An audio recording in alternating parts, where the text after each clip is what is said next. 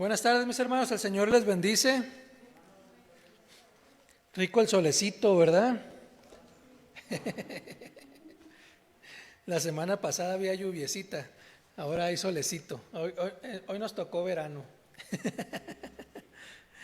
Bien, gloria a Dios por su palabra, ¿verdad? Por esta lectura que acabamos de tener, ¿verdad? Y dice el pasaje, el versículo 9, y les dijo: venid en pos de mí y os haré pescadores de hombres.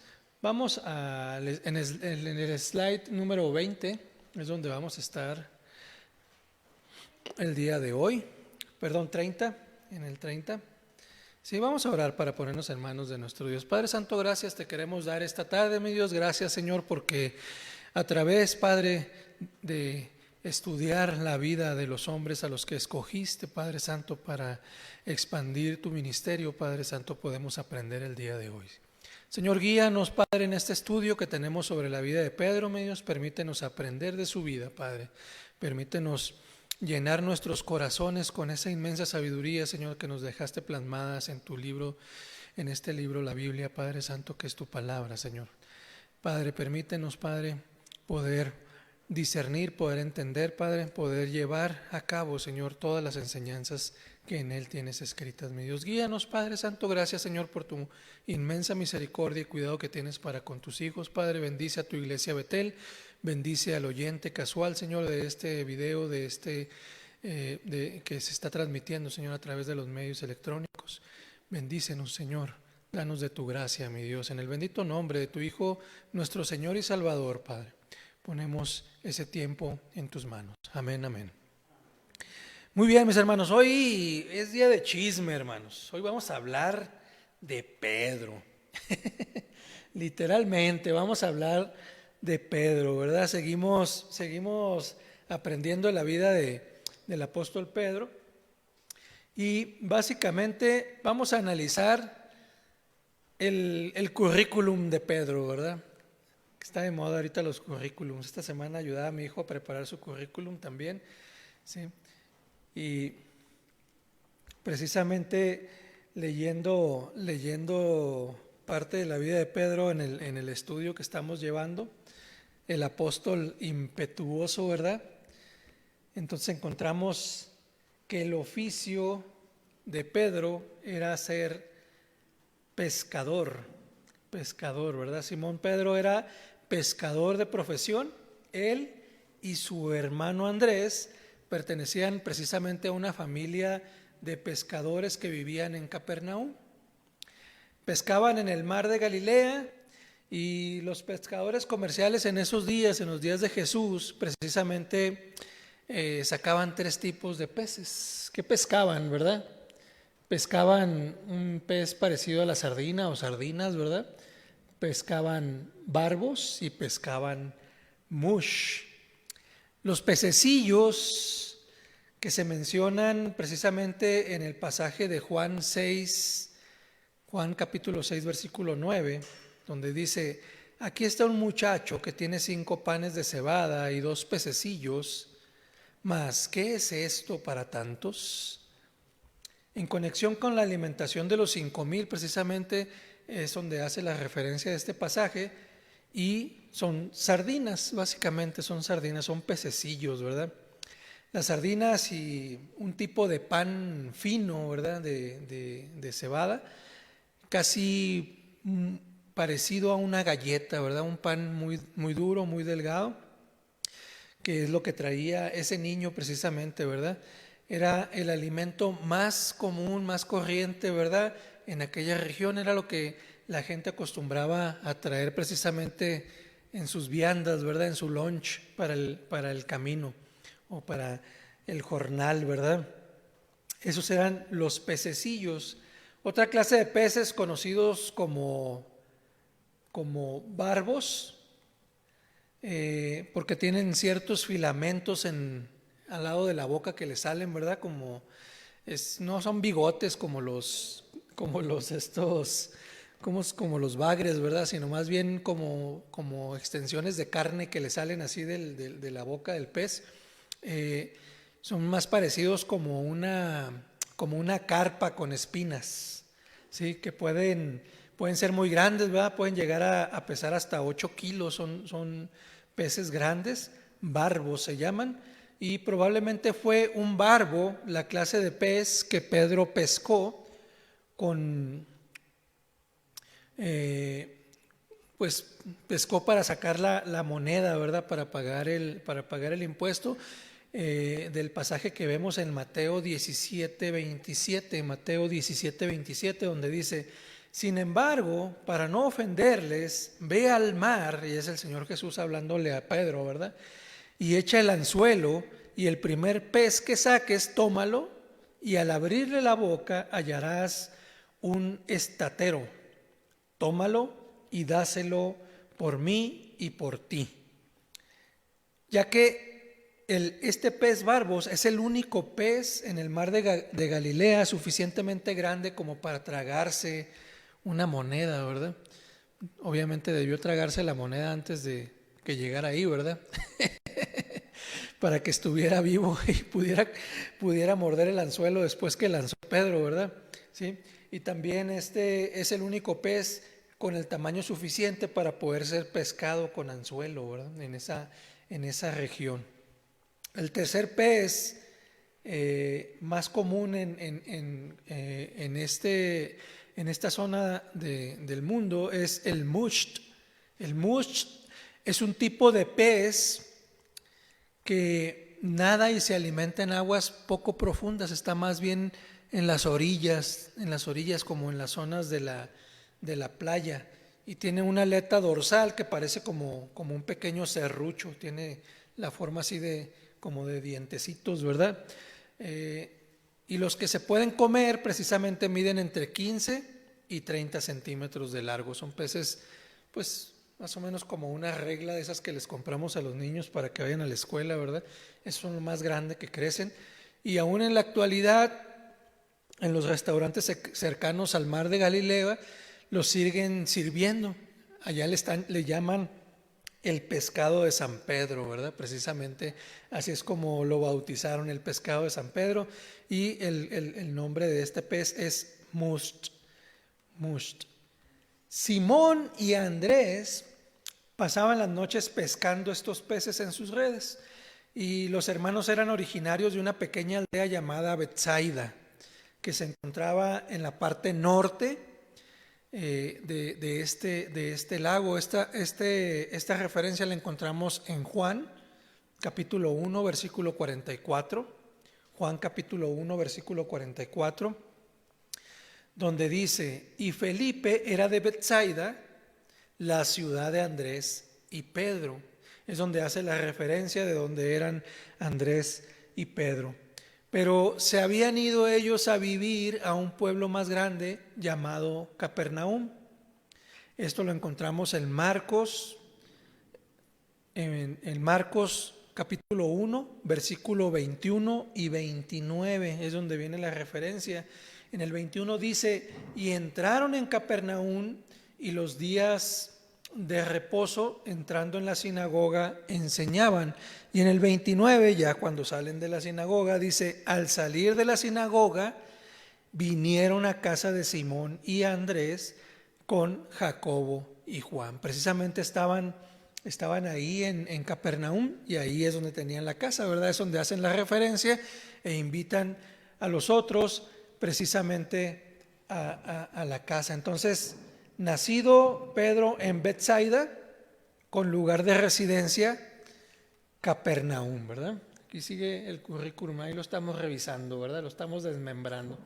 Estado civil de Pedro. Bueno, en los días de Jesús, Capernaum era la ciudad más grande en el extremo norte del mar de Galilea. Durante varios meses, Jesús precisamente hizo de Capernaum su hogar y la base donde estuviera trabajando en su ministerio. Esto lo leemos en Mateo 11, del 21 al 24. Mateo 11, del 21 al 24, que dice: ay de ti, Corazín, ay de ti, Betsaida, porque si en Tiro y en Sidón se hubieran hecho los milagros que han sido hechos en vosotras, tiempo a que se hubieran arrepentido en cilicio y en ceniza. Por tanto, os digo que en el día del juicio será más tolerable el castigo para Tiro y para Sidón que para vosotras. Y tú, Capernaum, que eres levantada hasta el cielo, hasta el Hades, serás abatida, porque si en Sodoma se hubieran hecho los milagros que han sido hechos en ti, habría permanecido hasta el día de hoy. Por tanto, os digo que en el día del juicio será más tolerable el castigo para la tierra de Sodoma que para ti. Bueno, este pasaje básicamente habla de estas dos ciudades y de una manera no muy grata para las ciudades, ¿verdad? Porque precisamente siendo la base o el centro de operaciones de nuestro Señor Jesucristo, ¿verdad? Ahí exhibió gran cantidad de milagros y estos lugares los pobladores no creyeron, ¿verdad? Jesús pronunció ayes por Capernaum y por Betsaida, ¿sí? Ambas ciudades hoy en día son solamente ruinas, están completamente destruidas. Aún es posible ver las ruinas de la sinagoga de Capernaum y muy cerca, tan solo allí a una cuadra de esta sinagoga, los arqueólogos han encontrado las ruinas antiguas de una iglesia, muy cerca de donde está de donde era la sinagoga, ¿verdad?, de Capernaum. La tradición primitiva, cuya fecha se puede poner en por lo menos en el tercer siglo, dice que la iglesia fue construida precisamente sobre la casa de Pedro. Esta iglesia o estos vestigios que encontraron ahí a una cuadra, ¿verdad?, precisamente de la sinagoga. Y por cierto, los arqueólogos han encontrado muchas señales que indican que los cristianos del siglo II veneraban ese lugar. O sea, no era un centro de reunión, sino un centro de adoración. O sea, lo tenían como si fuera una esfinge, ¿verdad? Veneraban el lugar y es muy probable que haya sido la casa donde vivió Pedro. De allí hasta la orilla del lago, pues está muy, muy cerca, ¿verdad? Una corta distancia a donde está el lago. Ahora sí, el estado civil de Pedro, bueno, Pedro era casado y lo sabemos por lo que podemos leer en Lucas 4:38, Lucas 4:38, donde dice: entonces Jesús se levantó y salió de la sinagoga y entró en la casa de Simón. La suegra de Simón tenía una gran fiebre y le rogaron por ella. Aquí se registra precisamente la sanidad que milagrosamente obró Jesús en la suegra de Pedro, ¿verdad? Y obviamente, ¿quién va a tener suegra sin estar casado, verdad? Sí, entonces Pedro, podemos decir que estaba casado, que su estado civil era casado. Y en 1 Corintios 9:5, como segunda referencia, 1 Corintios 9:5 dice: no tenemos derecho de traer con nosotros una hermana por mujer, como también los otros apóstoles y los hermanos del Señor y Cefas. Aquí precisamente Pablo le está diciendo a los corintios que Pedro llevó a su esposa en uno de sus viajes misioneros y hace la referencia también de la esposa de Pedro y precisamente hace alusión a que es o era casado, ¿verdad? Eso podría indicar de que el hecho de que Pedro se llevara a su esposa a un viaje misionero podía indicar o que no tenían hijos o que los hijos ya eran grandes, ¿verdad? Que no necesitaban de estar bajo su cuidado, ¿verdad? Que ya estaban grandes cuando hicieron este viaje misionero, ¿verdad?, a Corinto. Sin embargo, la Escritura no dice exactamente si Pedro y su esposa tuvieron hijos, ¿verdad? No lo menciona de manera directa. Pedro, de que era casado, ¿verdad? Es todo lo que tenemos de conocimiento a través de la Escritura sobre la vida matrimonial de Pedro. También sabemos que Simón Pedro era el líder de los apóstoles, ¿verdad? Era el líder de los apóstoles. Entonces, ya se nos fue la imagen. ¿Ok? No sabemos si tenía hijos. ¿Ok? Y su posición era líder del grupo de apóstoles. Y no solamente por el hecho de que encabezara el nombre de la lista de los apóstoles cuando se mencionan en las diferentes porciones de los evangelios, como ya lo leímos en un inicio de este estudio, sino que también tenemos la información explícita que viene en Mateo 10:2. En Mateo 10:2 dice: los nombres de los 12 apóstoles son estos: primero, Simón, llamado Pedro, y Andrés, su hermano; Jacobo, hijo de Zebedeo, y Juan, su hermano. En este pasaje en particular de Mateo 10:2, la palabra traducida como primero viene del griego protos, y no se refiere a ser el primero en la lista. No se refiere a ser primeramente Pedro, ¿no? O sea, no se refiere a ser el primero en la lista, sino a ser el primero en nivel de importancia, ¿verdad? Entonces, a eso hace alusión la palabra protos. Cuando se traduce, pues se traduce como primero, ¿verdad?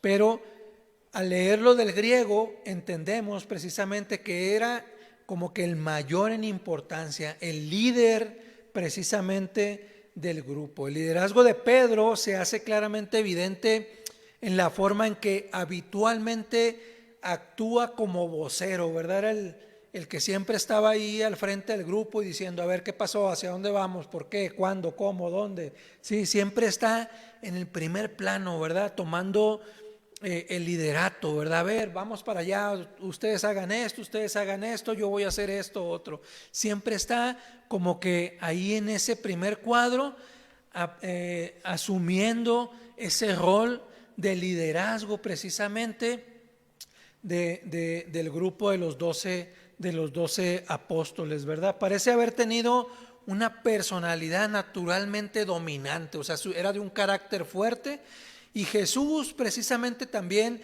decidió darle un buen uso a este carácter de Pedro, que tenía como don natural, para aplicarlo allí con sus 12 escogidos.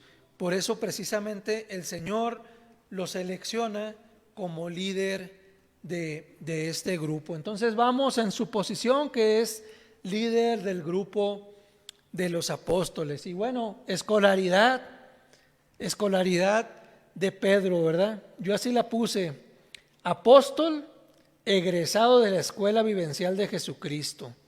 ¿Sí? ¿Por qué? Porque estudió de primera mano con nuestro Señor Jesucristo, ¿verdad? Y después de todo fue nuestro Señor Jesucristo quien lo escogió para que fuera el líder del grupo, ¿ok?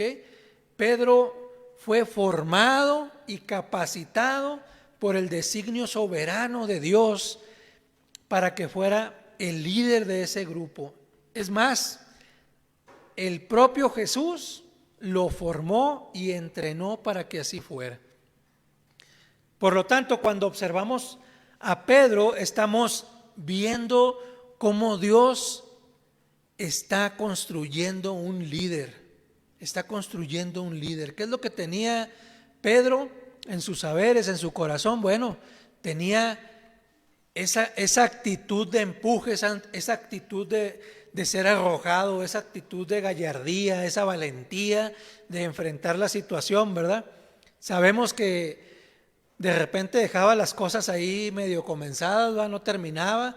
Sabemos que tenía sus áreas de oportunidad en su carácter, ¿verdad? Pero precisamente lo principal, lo esencial, nuestro Señor Jesucristo lo vio en él y lo trajo para hacerlo un líder conforme al corazón de Dios, el líder que Cristo necesitaba precisamente para su grupo de elegidos.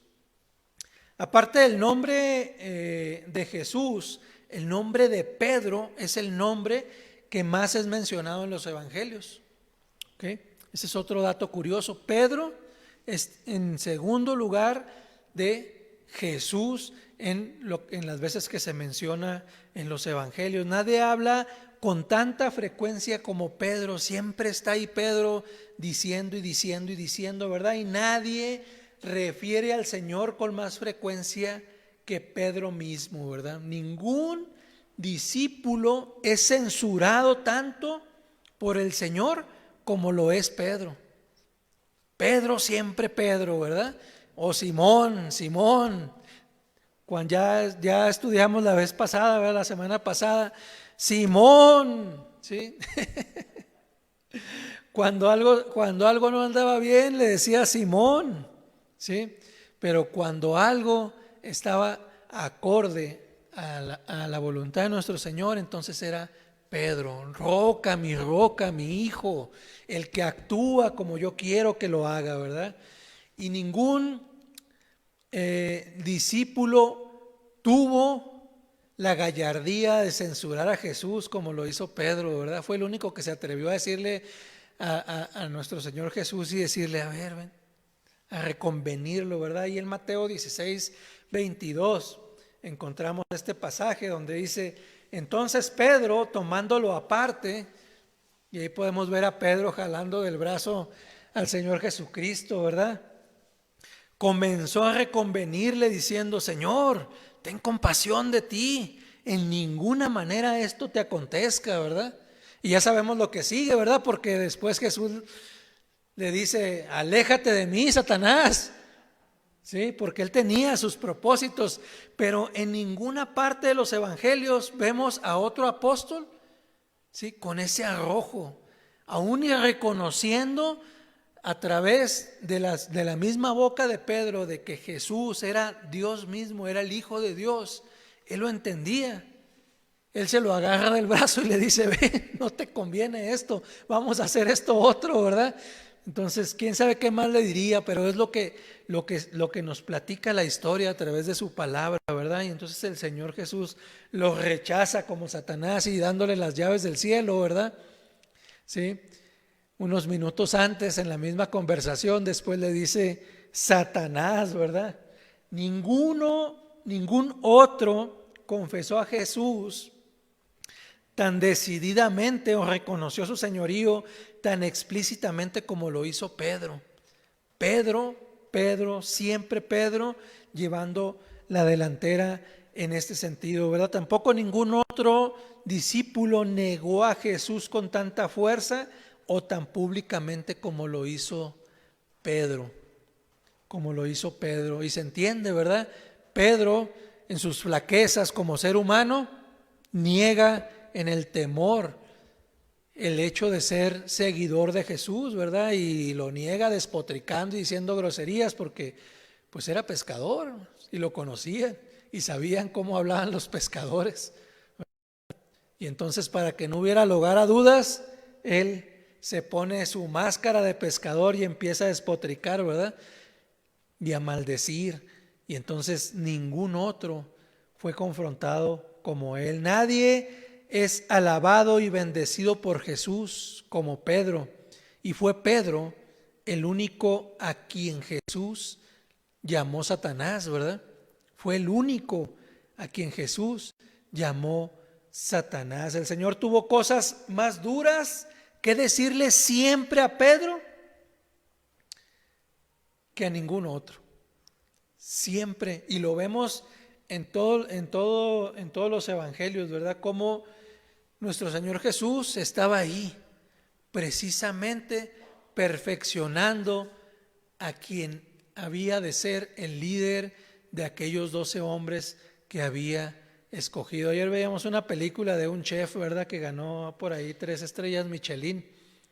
Y pensaba cuando leía esta historia, ¿no? Todas estas referencias sobre Pedro, cómo Jesús perfeccionó a Pedro, ¿verdad? Y luego cómo cruzándolo con la película, cómo ese chef perfeccionaba a todos sus chefs, ¿verdad? y los regañaba y les aventaba los platos y les decía está crudo o está sobrecocido, ¿sí? Hace que una de sus cocineras se disculpe con el pescado que acaba de cocinar, ¿verdad? Porque ese pobre pescado dio su vida y tú lo echaste a perder, discúlpate con ese pescado, ¿verdad? Y la mujer se disculpa con él, ¿no? Dice, no, con el pescado es el que está muerto, no conmigo, ¿no? El pescado se murió y tú lo cocinaste mal, lo echaste a perder. Entonces, así vemos al Señor Jesucristo exhortando a aquel Simón para precisamente convertirlo en la roca que necesitaba convertirse y ser el cimiento de la iglesia de Cristo como lo somos ahora en esta su iglesia Betel también, ¿verdad? Entonces es impresionante cómo Jesús está moldeando la actitud de un líder para que se haga a su imagen, ¿verdad? Todo esto concluyó al hacer de él, de este Simón, el Pedro líder que necesitaba el grupo de los 12 escogidos que Cristo había elegido, ¿verdad? Cristo así quería que fueran las cosas, ¿verdad? Dios tomó a un hombre con una personalidad ambivalente, era muy flotante, quería una cosa, quería otra, ¿verdad? Era vacilante, era impulsivo, era rebelde, y lo transformó en un líder fuerte, lo transformó en esa roca que se necesitaba para su iglesia, para fundar su iglesia, el predicador más grande entre los apóstoles, ese fue Pedro, y en todos los sentidos, la figura dominante en los primeros 12 capítulos del libro de los Hechos, precisamente es Pedro, ¿verdad? Cuando ocurre el nacimiento de la iglesia.